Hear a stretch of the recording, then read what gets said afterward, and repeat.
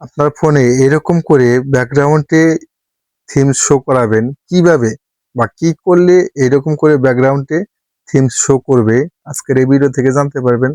এই কাজটা করার জন্য আপনাদের ফোনের সেটিংসে খোঁজাখুঁজি করেন, কোথাও পান না, আজকের এই ভিডিও থেকে জানতে পারবেন।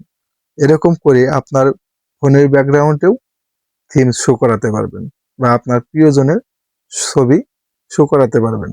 এই কাজটা করার জন্য যে কাজটা করতে হবে, আপনাদের প্লে স্টোরে আসবেন।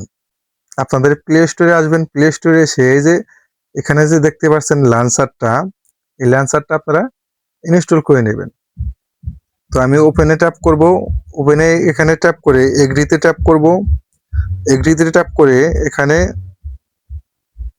নেক্সটে ট্যাপ করব, এদিকে আমি নেক্সটে ট্যাপ করব, স্টার্টে ট্যাপ করব, স্টার্টে ট্যাপ করে আমি এখান থেকে ইমেজও সেট আপ করতে পারবো। এখানে অনেক ধরনের লাইভ ইমেজ আছে, এগুলো আপনারা সেট আপ করতে পারবেন।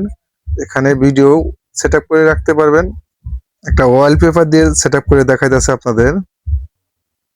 তো আমি এই ওয়ালপেপার দিয়ে আমি টিক মার্ক দিয়ে দেব।